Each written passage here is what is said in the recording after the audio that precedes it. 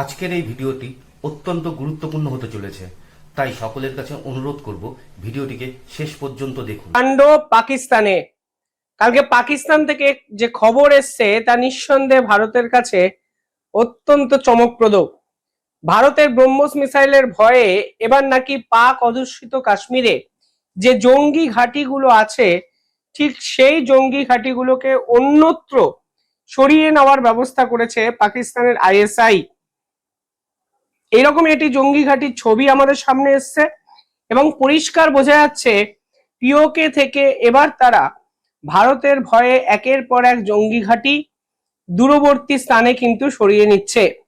যে খবর সামনে এসছে সেখানে বলা হচ্ছে তারা নতুন জায়গা হিসাবে খাইবার পাখতুনকে বেছেছে এবং জৈশ-ই মোহাম্মদ এবং হিজবুল মুজাহিদ্দিন এই দুটো জঙ্গি গোষ্ঠীর মেন ক্যাম্প, মেন অফিস কিন্তু তারা খাইবার পাখতুনে করছে, যাদের আগের আস্তানা ছিল পিওকে তে।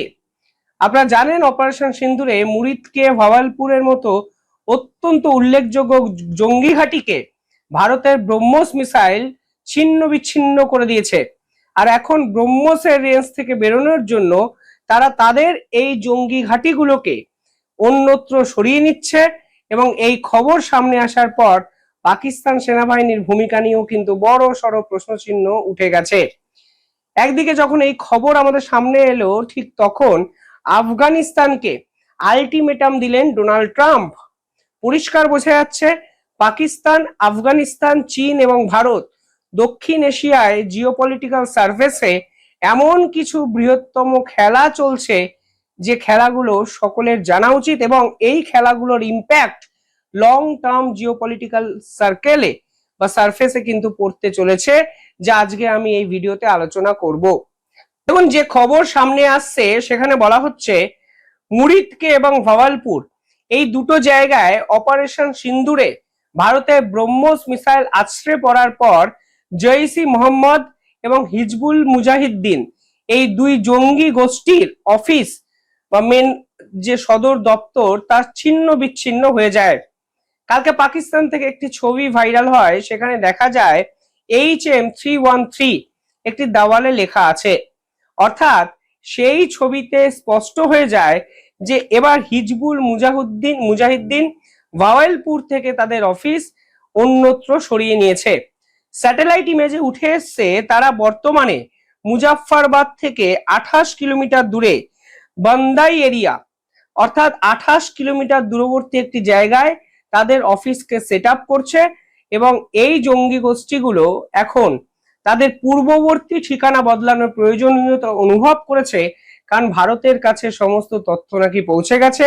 ভারত ফের যে কোনো সময় ব্রহ্মস মিসাইল দিয়ে সেই সকল জঙ্গি ঘাঁটিগুলোকে একদম শেষ করে দিতে পারে। বান্দাই এরিয়া কেন কেন খাইবার পাখতুন, অনেকেই হয়তো এই প্রশ্ন তুলতে পারেন। দেখুন, এই মুহূর্তে খাইবার পাখতুন হলো পুলিশ অধ্যুষিত একটি এরিয়া। অর্থাৎ যদি এই এরিয়াতে এই সকল জঙ্গি ঘাঁটিগুলোকে তৈরি করা হয় বা তৈরি করা যায়, তাহলে সরাসরি পাকিস্তান পুলিশের সিকিউরিটি কিন্তু এই সকল জঙ্গি গোষ্ঠীগুলো পেতে পারে। এই জঙ্গি গোষ্ঠীগুলো আইএসআই তৈরি করে। আইএসআই এর লক্ষ্য হলো এদেরকে বিভিন্ন সময় ভারতের বিপক্ষে ব্যবহার করা। ঠিক যখন তাদের দেশের অর্থনৈতিক মন্দা চলে, ঠিক যখন দেশে মুদ্রাস্ফীতি চরম জায়গায় পৌঁছে যায়, বেকারত্বের বিপক্ষে রাস্তায় মানুষ নামে, সেনাবাহিনীর বিপক্ষে রাস্তায় আন্দোলন শুরু হয়, ঠিক তখনই আন্দোলনের অভিমুখ ঘুরিয়ে দেওয়ার জন্য এরা ভারতে সন্ত্রাসবাদী আক্রমণ এই সকল জঙ্গি ঘাঁটিগুলোকে কাজে লাগিয়ে ঘটায়। তাই এদেরকে সুরক্ষিত রাখা পাকিস্তানের সেনাবাহিনী এবং পুলিশের অন্যতম কর্তব্য, তা আজকের দিনের আলোর মতো পরিষ্কার। মনে রাখবেন, লাদেনকে কিন্তু 8 বছর এই পাকিস্তান জায়গা দিয়েছিল।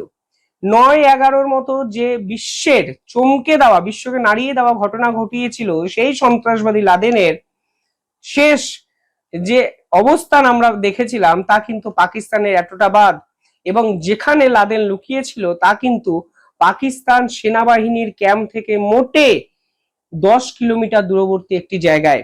অর্থাৎ পাকিস্তান সেনাবাহিনী এবং পাকিস্তান পুলিশ সর্বক্ষেত্রে চায় এই সকল জঙ্গি গোষ্ঠীগুলো, জঙ্গি ঘাঁটিগুলো যেন সুরক্ষিত থাকে, কারণ এদেরকে ব্যবহার করেই পাকিস্তান সেনাবাহিনী, পাকিস্তান সরকার দিনের পর দিন টিকে থাকে। তাই তারা এবার খাইবার পাখতুনকে তাদের পরিবর্তিত আস্তানা হিসেবে বেছে নিয়েছে।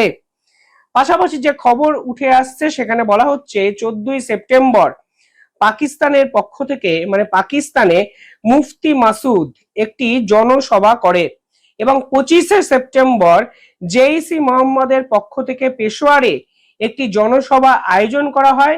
কারণ সেই জনসভায় যে মাসুদ আজাদ, আপনারা সকলেই জানেন মাসুদ আজারকে অপারেশন সিন্দুরে ভারত প্রায় ট্র্যাকে নিয়ে এসেছিল, কিন্তু তার ভাই সম্পূর্ণ খতম হয়ে গেছে।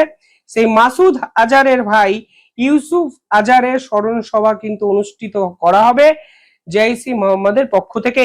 অর্থাৎ 14ই সেপ্টেম্বরের পর 25শে সেপ্টেম্বর পাকিস্তানে এই সকল জঙ্গি গোষ্ঠীরা ফের এক ধর্মকে সামনে রেখে বৃহত্তর জনসভা করবে, তা আন্তর্জাতিক মিডিয়ায় অলরেডি প্রকাশ হয়ে গেছে। শুধুমাত্র পুলিশ প্রোটেকশন নয়, আপনারা যদি দেখেন তাহলে দেখবেন এই পার্টিকুলারলি খাইবার পাখতুনে একটি লোকাল পার্টি আছে। লোকাল রাজনৈতিক দলটির নাম হলো জামাত উলমায়ে ইসলাম।